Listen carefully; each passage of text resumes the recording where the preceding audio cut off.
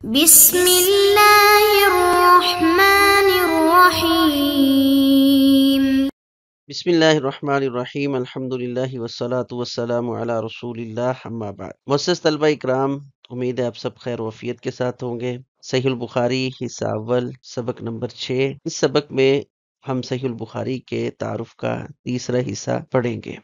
اس سبق کو پڑھنے سے پہلے ہم گزشتہ سبق کا خلاصہ دیکھ لیتے ہیں۔ سبق نمبر 5 میں ہم نے امام بخاری رحمہ اللہ کا صحیح البخاری میں منہج، صحیح البخاری کی خصوصیات، صحیح البخاری میں امام بخاری علیہ رحمہ کی شروط اور علماء کے ہاں صحیح البخاری کا مقام و مرتبہ پڑھا۔ آج کے سبق میں صحیح البخاری میں کتب، ابواب اور روایات کی تعداد پڑھیں گے۔ نقل روایت میں امام بخاری علیہ رحمہ کا جو خاص اہتمام ہے کو پڑھیں گے۔ صحیح البخاری کے مشہور روایات، کس کس نے امام بخاری علیہ رحمہ سے صحیح البخاری کو روایت کیا ہے، اور رسول اللہ صلی اللہ علیہ وسلم اور امام بخاری علیہ رحمہ کے ذریعے ہم تک جو سند حدیث ہے وہ کتنے واسطوں سے پہنچتی ہے۔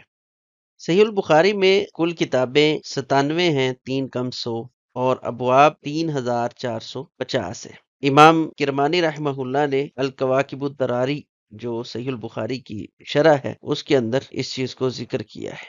صحیح البخاری میں روایات کی تعداد میں بہت زیادہ اختلاف ہے۔ امام ابن حجر عسقلانی رحمہ اللہ نے مقدمہ فتح الباری میں اس چیز کو ذکر کیا ہے اور فرماتے ہیں کہ میں نے بہت زیادہ محنت کے ساتھ اس چیز کو جمع کیا ہے کہ صحیح البخاری کے اندر مرفوع موصول جو روایات ہیں وہ 7397 ہیں، مرفوع معلق روایات 1341 ہیں، اور بطور متابعات جو روایات ذکر کی گئی ہیں وہ 344 ہے۔ تو یعنی کل روایات صحیح البخاری میں مرفوع، معلق اور بطور متابعات وہ 9082 ہیں، اور اگر یہ تکرار نکال دیا جائے، معلق روایات کو نکال دیا جائے، صرف مرفوع غیر مکرر روایات ان کی تعداد تقریباً 2700 کے قریب بنتی ہے، اور معلق کے تکرار کو نکال دیا جائے تو وہ تقریباً 280 کے قریب بنتی ہے۔ اس کتاب کو امام بخاری علیہ رحمہ نے بڑے اہتمام کے ساتھ ترتیب دیا ہے،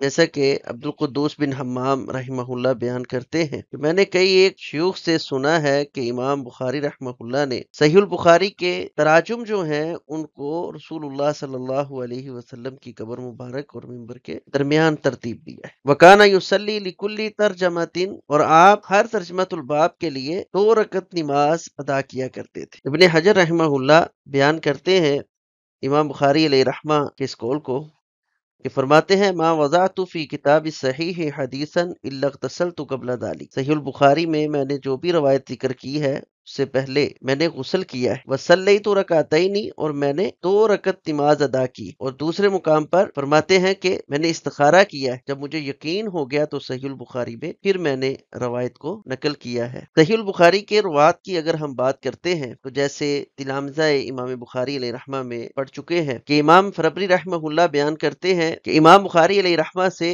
90,000 لوگوں نے صحیح البخاری کو نقل کیا ہے، لکھا ہے، جو ایک ہی مرتبہ ہے۔ لیکن ہمارے ہاں جو نسخہ جات موجود ہیں ان میں سے 4 نسخے امام بخاری علیہ رحمہ کے شاگردوں کے مشہور ہوئے۔ سب سے پہلے ابو عبداللہ محمد بن یوسف الفربری رحمہ اللہ، اس کے بعد ابراہیم بن معقل النسفی رحمہ اللہ، حماد بن شاکر النسوی رحمہ اللہ، ابو طلحہ منصور بن علی البزدوی رحمہ اللہ۔ ان 4 شیوخ کے جو امام بخاری علیہ رحمہ کے شاگردوں میں سے ہیں ان کے نسخے مشہور ہیں۔ سب سے زیادہ اور ہمارے ہاں پایا جانے والا جو نسخہ ہے وہ ابو عبداللہ محمد بن یوسف الفربری رحمہ اللہ کا نسخہ ہے۔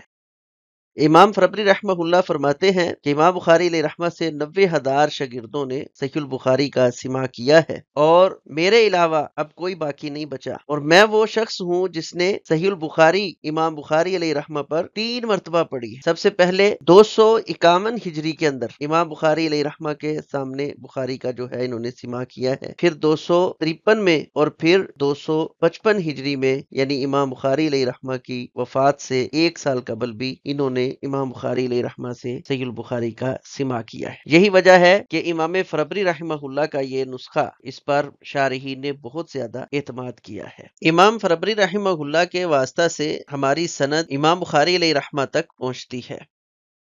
مثال کے طور پر میں نے پڑھا ہے حافظ عبداللہ رفیق حفظہ اللہ تعالی سے، انہوں نے شیخ حافظ محمد امین حفظہ اللہ تعالی سے، انہوں نے حافظ محمد گوندلوی رحمہ اللہ سے، انہوں نے شیخ حافظ عبد المنان وزیر آبادی رحمہ اللہ سے، انہوں نے شیخ نذیر حسین محدث دہلوی رحمہ اللہ سے، شیخ نذیر حسین محدث دہلوی رحمہ اللہ کے واسطہ سے یہ چلتی چلتی شاہ ولی اللہ رحمہ اللہ کے واسطے سے ہمارا یہ شیخ زکریا انصاری اور شیخ ابن حجر الاسقلانی رحمہ اللہ سے چلتے ہوئے یہ سند شیخ حسین بن مبارک الزبیدی رحمہ اللہ اور پھر امام فربری رحمہ اللہ کے شاگرد عبداللہ سرخسی رحمہ اللہ، انہوں نے اپنے استاد محمد بن یوسف الفربری رحمہ اللہ سے، اور انہوں نے ابو عبداللہ محمد بن اسماعیل بخاری رحمہ اللہ سے سماع کیا ہے۔ تو صحیح البخاری کی کوئی بھی سند ہم لیں، ثلاثیات میں سے لے لیں، تو جیسے مکی بن ابراہیم امام بخاری علیہ رحمہ کے استاد ہیں، انہوں نے اپنے استاد یزید سے، انہوں نے سلمہ بن اکوع رضی اللہ تعالی عنہ سے، انہوں نے نبی علیہ الصلوۃ والسلام سے حدیث کا سماع کیا ہے۔ تو یہ امام بخاری علیہ رحمہ تک ہمارے جو واسطے ہیں اس سند کے ساتھ 24 ہیں، اور 3 ثلاثیات میں سے یعنی نبی علیہ الصلوۃ والسلام تک ہم 27 واسطوں سے پہنچتے۔ اس سے اعلی سند جیسا کہ میری سند اجازہ میں نے حاصل کی ہے شیخ مبشر احمد ربانی رحمہ اللہ سے، اور حافظ عبدالسلام بٹوی رحمہ اللہ سے، شیخ عبدالعزیز علوی حافظہ اللہ تعالی سے، تو یہ ہماری اس واسطے سے جو شیخ مبشر احمد ربانی رحمہ اللہ کی سند ہے وہ عالی ہے، اس میں یہ 3 جو ہیں وہ واسطے مزید کم ہو جائے، تو یعنی کل 24 واسطوں سے ہم رسول اللہ صلی اللہ علیہ وسلم تک اپنی سند کے ساتھ پہنچتے ہیں، جو ہماری عالی سند ہے سند اجازہ کے ساتھ۔ آج کے سبق میں ہم نے صحیح بخاری کا تعارف، اس میں کتب، ابواب اور روایات کی تعداد کے بارے میں پڑھا ہے، امام بخاری علیہ رحمہ نے کتاب کو کس اہتمام کے ساتھ ترتیب دیا ہے اس کو پڑھا ہے، صحیح کے